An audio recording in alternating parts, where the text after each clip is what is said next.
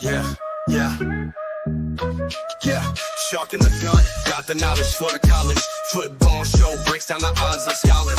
3-unit bangers, stacking cheddar like towers. Ride the wave to fame, flex in the midnight hours. 9 words of lifestyle, spitting flames, no pity. Dominate the board like kings, ruling the city. Sports, gamble, and hustle. Money moves so gritty, cashing tickets every Friday. Life looking pretty, ride the wave. Feel the rush, hit the game. Shark in the gun, setting fire to the name.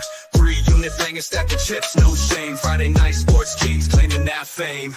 Analyze stats, break bread, no sweat. 3-point spreads, risk life, major bet. Cash in pockets, feel. On a suddenly not so casual Friday in October, it is CFB Knowledge for College Week 9, Friday, October 25th, 2024. The Shark and the Gun, right here live on Sharky Waters Nation X, YouTube, and the GunzPicks channel. We got all the sports in the world on TV. We're here to bring you the hype, the analysis, the conversation, and the picks. GunzPicks, what's going on, brother? Man, I love college football, and this season's going by way too fast, but we've been cooking with absolute napalm. I'm already 5-2 this week. I love Tuesdays. I love Wednesdays. I love Thursday ball. We cashed some tickets yesterday, and I am ready for the slate of Saturday, baby. Let's get into it. Get into the chat. Tell me what you're drinking, what you're smoking. Tell me what plays you're on and what plays you want us to talk about right here on the Shark and the Gun Knowledge for College. Shark, let's get into the plays that pay the bills. High noon. Tomorrow it will be Week 9 Saturday. Saturdays are for sending it. Going to the New York metro area, East Rutherford, not for the Giants, not for the Jets, but Notre Dame at undefeated Navy. The Gun is a fan and an official. You guys know what that means. An opportunity to dominate. GunzPicks. Notre Dame minus 12.5. Now, I just want to tell everybody inside baseball here, when I'm on Notre Dame, it means you need to take Notre Dame because I don't like to bet Notre Dame, but I will bet them because I am a handicapper, and this is a play that I like, and I'll tell you why. This Navy team is cooking right now. They're 6-0 straight up, 5-1 ATS, and they're ranked here, folks, for the first time since 2019. Well, it's the second week in a row since 2019, but look at the competition that they have faced so far. We got Bucknell, FCS school. You have Temple, 2-5 on the year and ranked 115th in Massey power rankings. Then you have Memphis. Memphis is 6-1. Now it's a good win, but Memphis put 659 yards of total offense against you. Come on now, folks. And then you have UAB, 1-6 on the year, ranked 117th in Massey rankings. Air Force, 1-6. Charlotte, 3-4, ranked 123rd in Massey power rankings. So who have they played? Absolutely nobody. This is a step up in class here, because Navy has faced the 129th toughest schedule in the country. There's only 134 college football teams here, folks, and they got one of the weakest ones. And then Notre Dame by 4, best team that Navy has seen, obviously. This Notre Dame team is ranked 6th in Massey power rankings. They're ranked 4th in Massey defensive power rankings, and they're ranked top 25 or better in rushing yards per game and rushing yards per carry. And Notre Dame has a strong rush offense. They're ranked 8th in yards per carry, 12th in yards per game. This is a team that is going to run the ball with Jadarian Price and Jeremiah Love and Leonard as well. I mean, it's going to be an absolute run fest versus this methodical Navy team. And the Navy defense has shown some weaknesses against the run. They're ranked 81st in opponent yards per carry, 4.4 yards per carry, 94th in opposing yards per game. And this is a team that hasn't faced anybody yet here, folks, and they're ranked that low against a rush on the rush defensive side. And then Notre Dame has just owned the history with Navy. In the past 6 meetings, Notre Dame has won by an average of 21.8 points per game. Last time both these teams were ranked in this matchup was 2019. Guess what happened? Notre Dame trounced them 52-20. I think this is a perfect Notre Dame spot. Notre Dame already got punched in the mouth. They already have the blood in the back of their throat, and they are just going down their schedule, methodically crushing teams. If their offense is going to pick them up, the defense will. And Notre Dame is a double-digit favorite versus a ranked opponent for a reason here, folks. Give me Notre Dame. I got 12.5. I know 13.5s and 14s are on the board right now. This is a 3-score game, folks. Give me Notre Dame minus 12.5 as the play. Yeah, the markets team is absolutely agreeing with you. And I think just a snapshot to when you get in late October, early November college football, there are some undefeated teams that are incredibly fraudulent. The Gun and I were talking about this off the record. We think this is where at least one or two will go down on week 9 Saturday. My first play, 12:45, an odd kick time down in Starkville, Mississippi. SEC football taking the over between Arkansas and Mississippi State at 57.5. You can get 56.5 now. When I started looking at this, I was quickly reminded that we backed Arkansas last week and they played an abysmal, incomprehensible football game, losing 34-10 to LSU, a game they were actually much closer most of the way and just made mistake after mistake after mistake, but nonetheless only scored 10 points. So you're going to get a bounce back. But even zooming out further, this team is 4-0 versus the under in their last 4 games, but it is opponent specific in the SEC. Auburn, Texas A&M, Tennessee, LSU, really kind of the OG teams in the SEC. And if you go to their first 3 games, 3-0 versus the over. This is one of those beautiful environments where a team has the capability of scoring and is coming off of a low point where they will bounce back. And if you look at Mississippi State is prime real estate for Arkansas to just turn up the offense. Mississippi State is 4-0 last 4 versus the home over. They're giving up 31 points per game across the entire season against FBS teams. And I think a very specific corollary game to what we're going to see tomorrow, Florida actually came into Starkville in week 4. And for those of you guys that remember, at that point in time with Graham Mertz, Florida was not scoring the ball at all. Florida went into Starkville and lit up the Bulldogs for 45 points. Florida 45, Mississippi State 28. Key point there, same line, 56.5, 57.5. This game has 70 points written all over it. And final point on this, you want to talk about in-conference year-to-year line functionality. Go back 2 years ago. The last time Arkansas went over in this matchup, the line was 55.5, 40-17 over. Last year, week 8 in 2023, Guns, you're going to laugh when I tell you the final score last year. 7-3. 7-3. And books had indicated it, moving the line down to 46.5. So books had the under last year. Now they move it up to 58.5. Books have the over. We have the analysis. We have the official play. Take over 56.5, 57.5. This should get to 70 at 12:45. 3:30, going to the MAC. I was just informed, going to the Glass Bowl in Toledo, Ohio. Bowling Green, a notorious MAC team in years prior for being really bottom-level MAC football. But this line at +2.5, indicating upward movement has come for Bowling Green. The Gun has noticed an official play, Bowling Green +2.5. Yeah, I got put on the pay no mind list with my comment that, did you know that Toledo is the leading glass manufacturer in the country? And he said, cool story, bro. But let's talk about Bowling Green versus Toledo here. We got Glass Bowl, Toledo, Ohio. 3:30 is the kick on this one. And you have a Bowling Green team that's 3-4 on the year. Kind of misleading with the statistics that they brought. They're 2-1 in the conference, but they're off a 27-6 win over Kent State. And then you have Toledo, 5-2 on the year, 2-1 straight up versus conference opponents. And they're off a 13-6 win over NIU. Now, Bowling Green is 3-4, but they have a +4 point differential, +35 net yard average. They've only lost the net yardage battle 3 times this season, and guess to who? We're talking Texas A&M, Penn State, ranked opponents, and NIU, who was ranked at one point, and they only lost by 65 yards on average in all 3 of those games. And then you have a pass-oriented team with Bowling Green. That's what they're going to want to do. They have they're 21st in pass completion percentage, 44th in passing yards per play, and they're 47th in pass yards per game. And then you got a Toledo team is a better pass team than they are in the rush, but Toledo is ranked 121st in rushing yards per carry and 113 in rushing yards per game, but they are ranked 71st in pass completion rate, 54th in yards per play, and pass yards per game, they're ranked 44th. But you have a good defense with Bowling Green. I think that's the advantage that we're going to have in this game. They are ranked 8th in pass defense as far as opposing completion rate, and then 9th in opposing passing yards per play, 6th in opposing pass yards per game.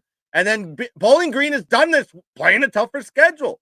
That PSU, they lost by 7 as 34-point dogs. Texas A&M, they lost by 6 as 21-point road dogs.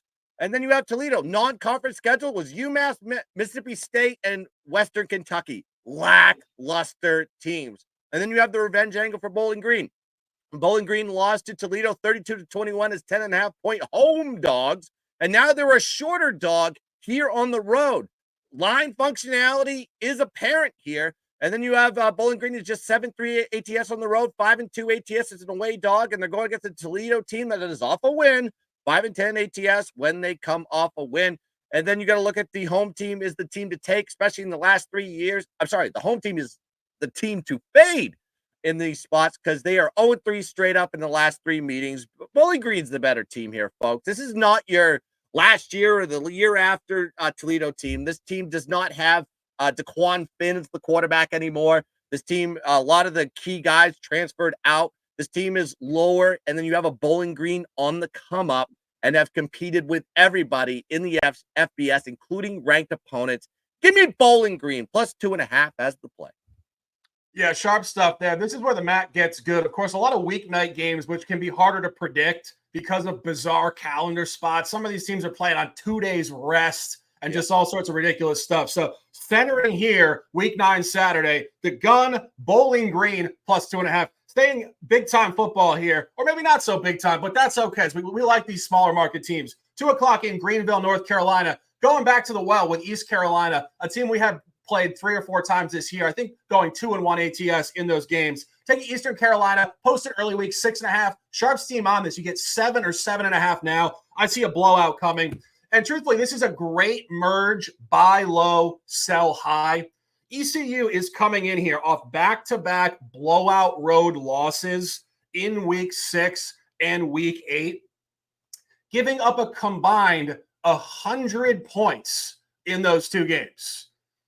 Week 6, I told you guys officially it would go over against Charlotte.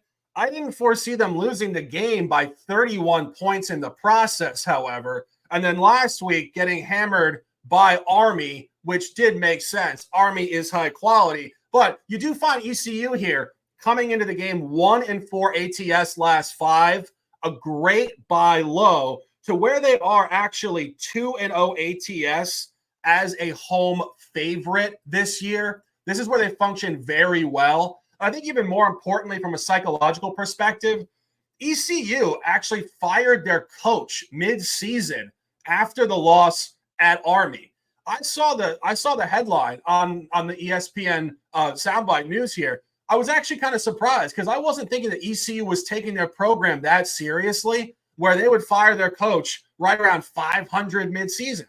But I like that because it shows they do really care. And they promoted their defensive coordinator, obviously giving up that many points. The emphasis will be on defense now. And you get a great spot to fade Temple.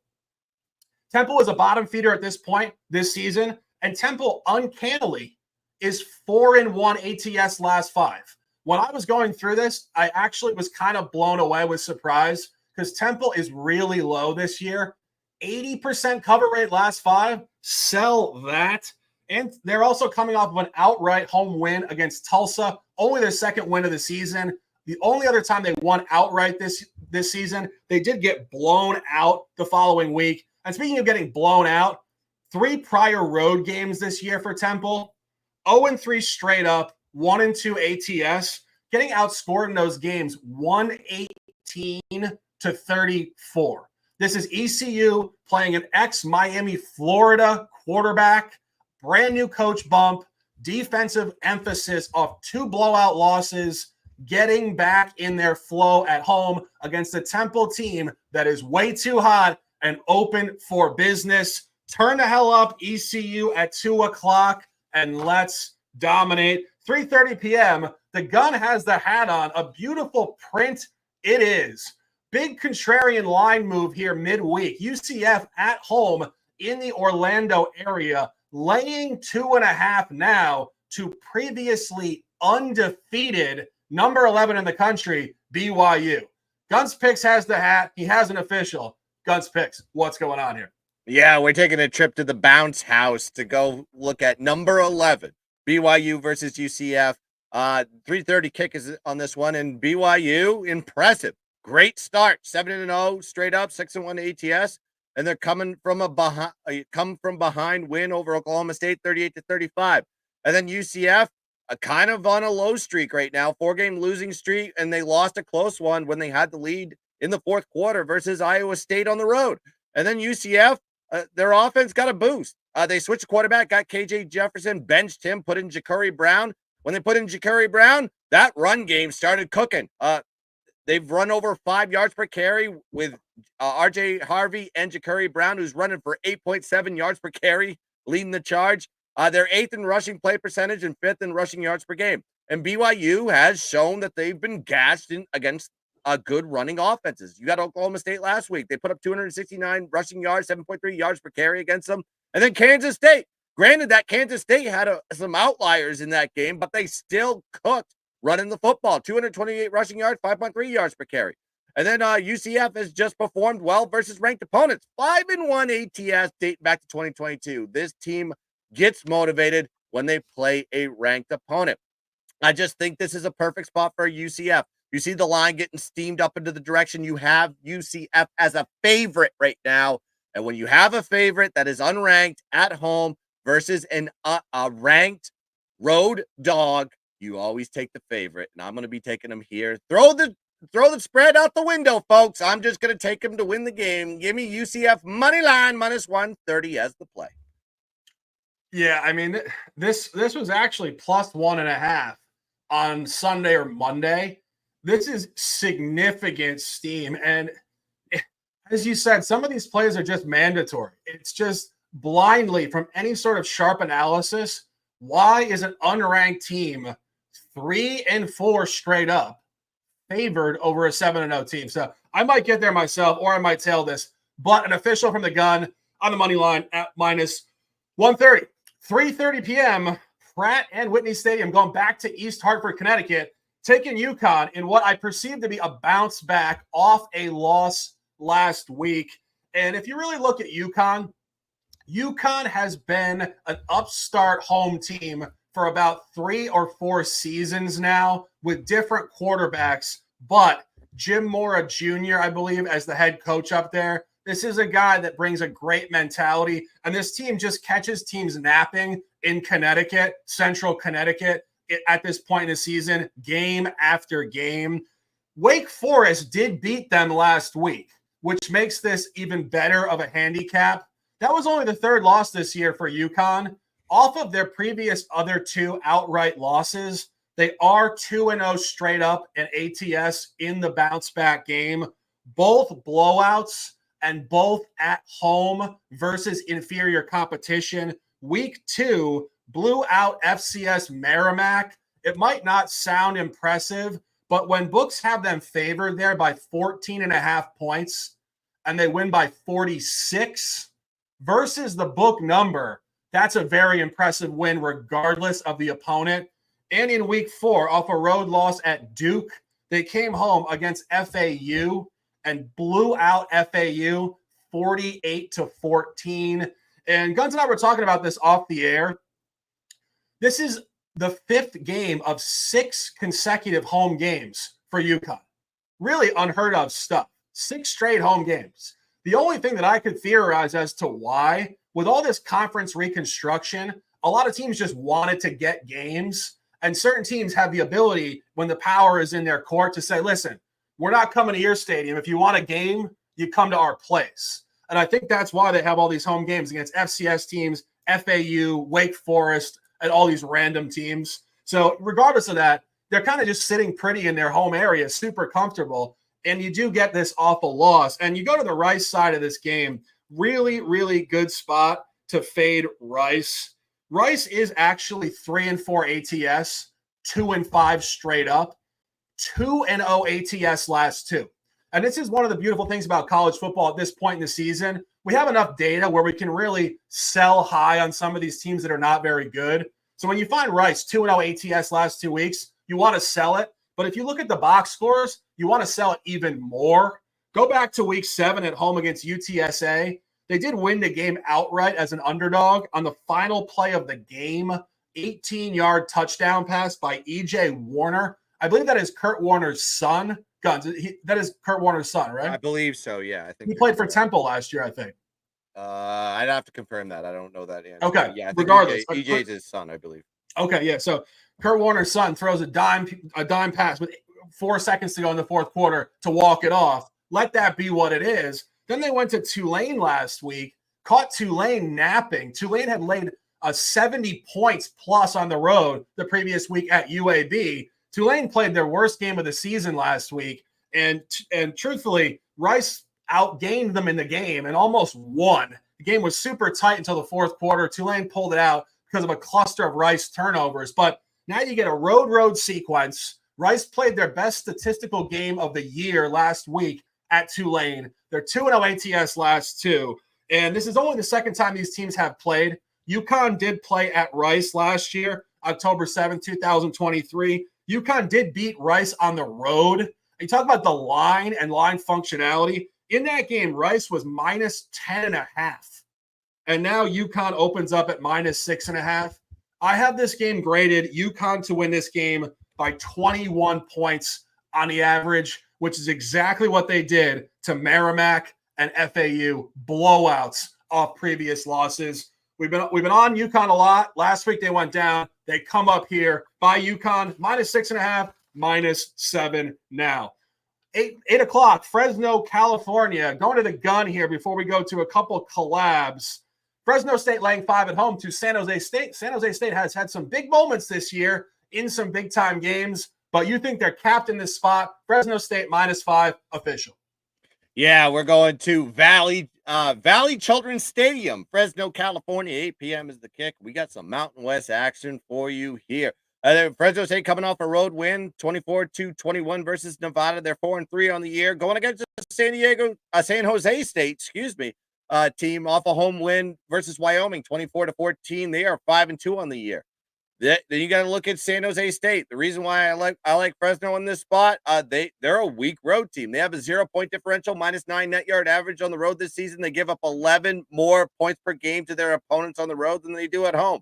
Their defense gave up 627 yards of total offense to Washington State, which was 196 yards above Washington State's offensive season average. Then they played Colorado State.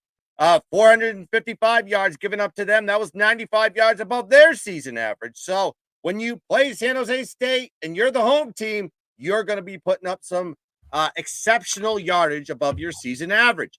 And then you got to look at San Jose State, pass-oriented team. They're ranked 4th in pass play percentage, 32nd in passing yards per play, 6th in passing yards per game, but they're playing a Fresno State team that really has a decent pass defense. They're ranked 29th in opposing pass completion rate, 13th in opposing pass yards per play, 25th in opposing pass yards per game. This will be the best pass defense that San Jose State has seen all year. And then you got the revenge angle. We love revenge angles. When we talk about these plays, Fresno State lost to San Jose State 42-18 last season as 2.5-point road dogs, and now they're favored here at home. Last 2 times that Fresno State lost to San Jose State, guess what happened? Fresno State dominated them, winning by an average of 24 points per game. This is just a Fresno State spot here, folks. They're 3-1 ATS is a favorite this season, and you have the revenge angle to boot. Give me Fresno State minus 5 as the play. My next play, 5 o'clock, Sunbelt football in Mobile, Alabama, taking ULM, the Warhawks, at plus 7.5. And I think that might have gotten steamed down as well. Notice a lot of these plays are getting steamed in our direction. Very sharp stuff here in week 9. ULM comes into this game with their best team in a long time. 5-1 straight up, 5-1 ATS. The conversation is always so interesting where sometimes we're selling teams in this environment and sometimes we're buying. And this is where you zoom out and you're finding upward movement that is expected to continue more long window for a ULM team that has been absolutely abysmal for the last 4 or 5 years. It all started in the COVID year in 2020. They went 0-10 straight up, and they proceeded to go 10-36 straight up in the last 4 years. The reason for this shift is certainly some transfer portal, but it's mostly because of this head coach they signed last December to lead the program. Guy's name is Bryant Vincent. I did a little research on this guy, and I was kind of blown away by his backstory. It's not like crazy. He wasn't like overseas and, like had his leg blown off or anything. But from a psychological perspective, he didn't even play high school football. The guy has basically no on-field football experience at all. He played high school baseball and actually quit high school baseball while still a teenager to become an graduate assistant coach of football.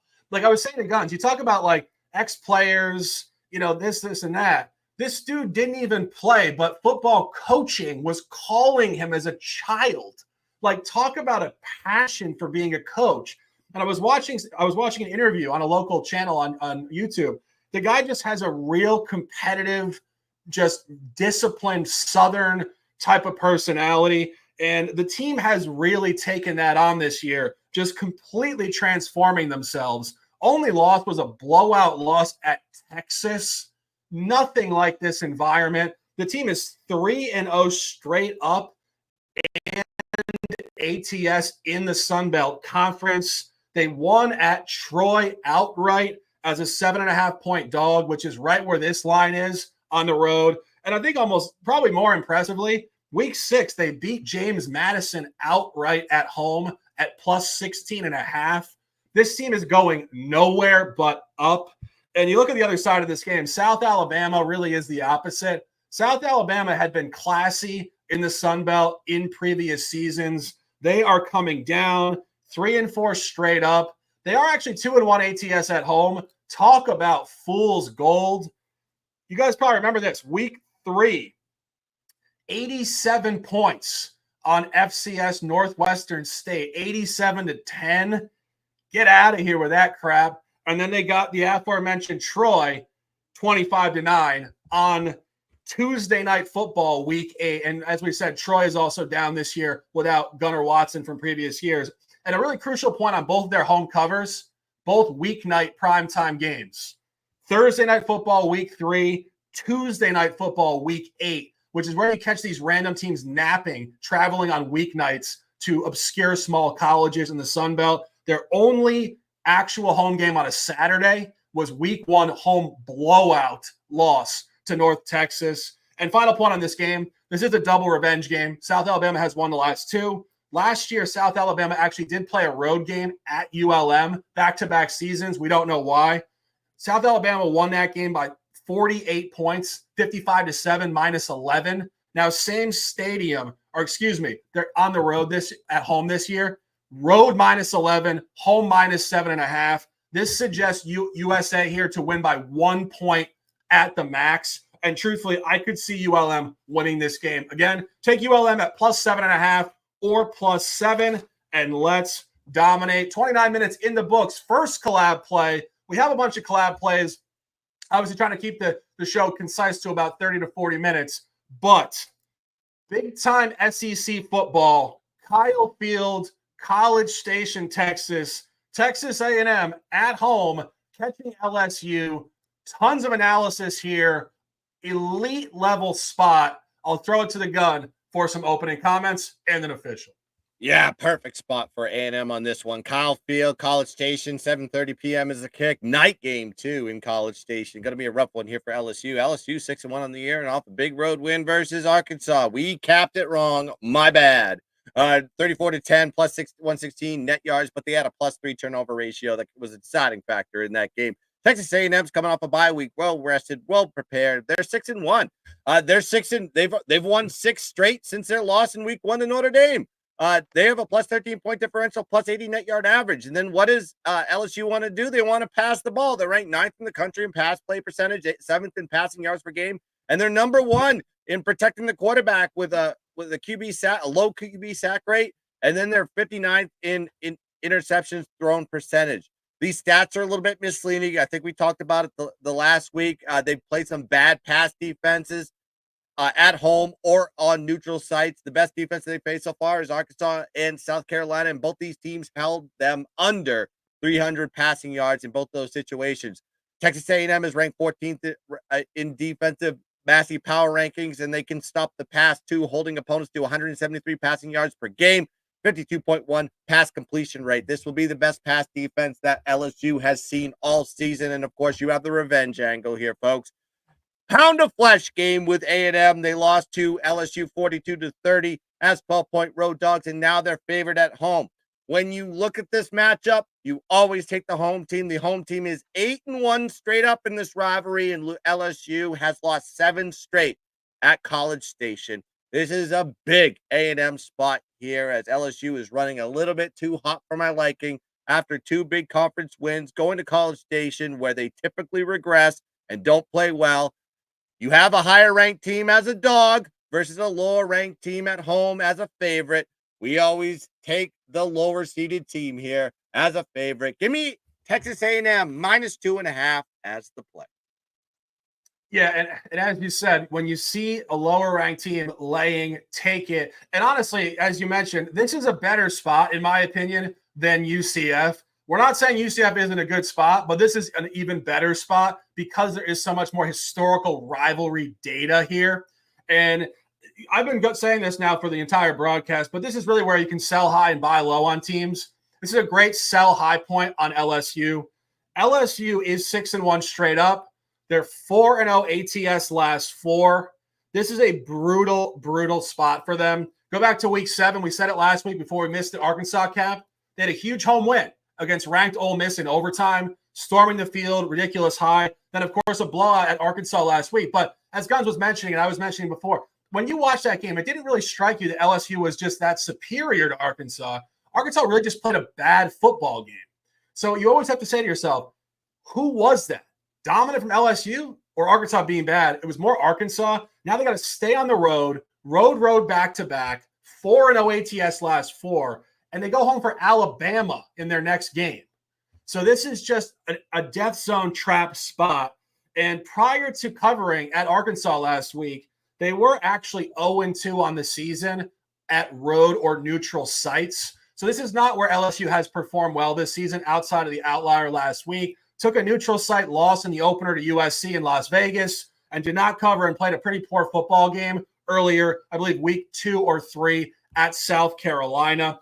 And the Texas A&M side of this game is a great buy low. The Aggies are only 2-5 ATS. Statistically, you want to buy this. They were not particularly good at home out of conference, going 0-3 ATS at home out of conference, only conference home game.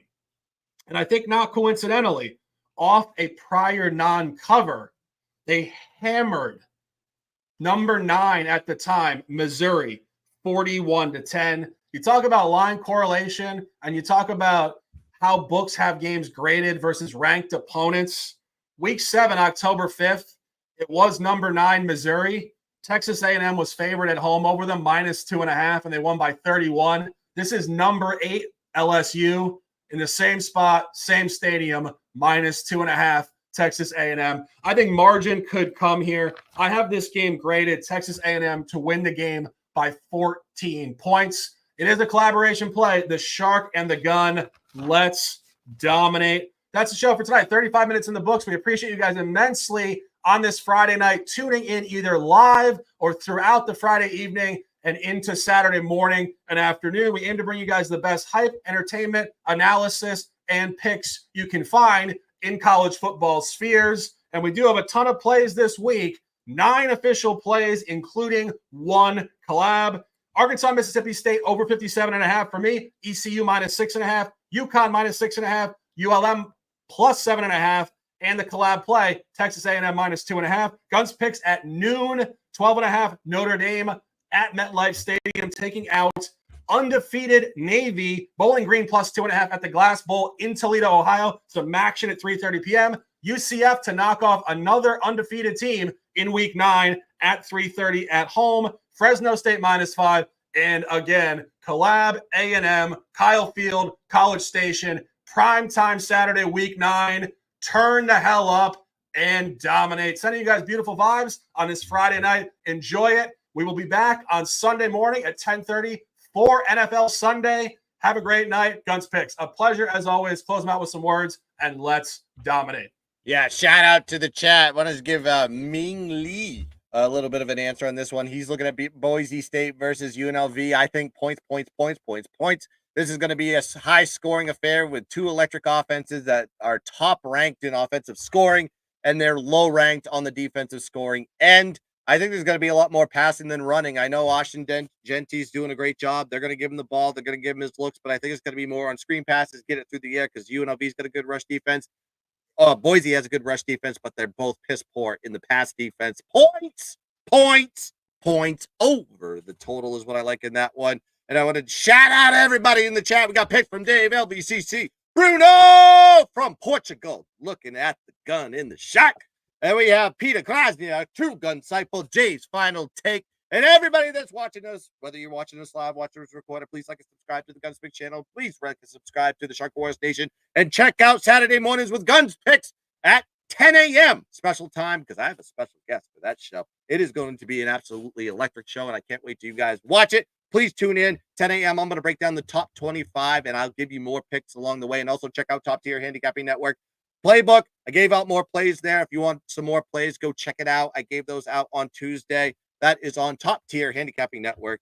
That's going to do it here for the Knowledge for College Shark of the Gun show. Let's cash some tickets. Let's dominate the board. And as always, let's keep dancing. Yeah.